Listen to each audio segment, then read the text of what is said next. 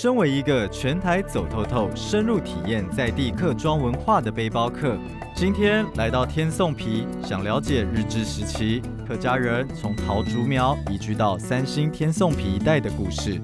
看到前面有好多耆老在聊天，我想过去请教。阿爸，我想问一下，为什么这边会有一个这么特别的一个车站啊？这个，就是早期啊，太平山开发的时候用木材。伐木砍下来，从太平山经过流龙放下来，到了土场，这条林长铁路就是专门用木材的。阿爸，为什么这里也会有客家人？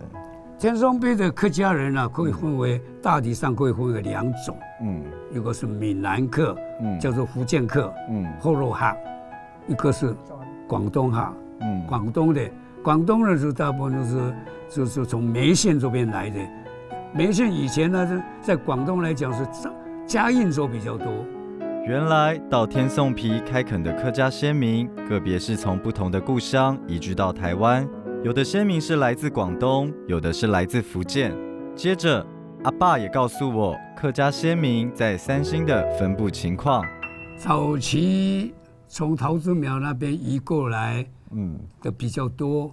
一般来讲是姓尤的、姓廖的、姓黄的、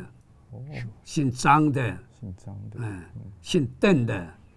姓宋的。那目前呢，天颂边是变成姓宋的最多。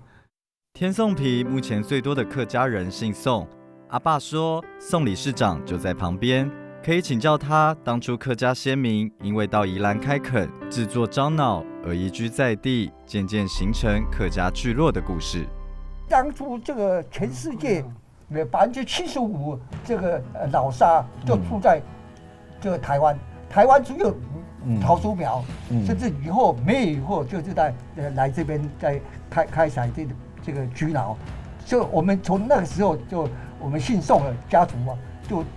就搬到这边来。跟长辈请教后，我才知道客家先民从桃竹苗移居宜兰，是因为日治时期客家人很擅长制作樟脑，所以到这里的山林开垦，渐渐的宜兰三星一带就居住了很多客家人，才有了今日的客家庄。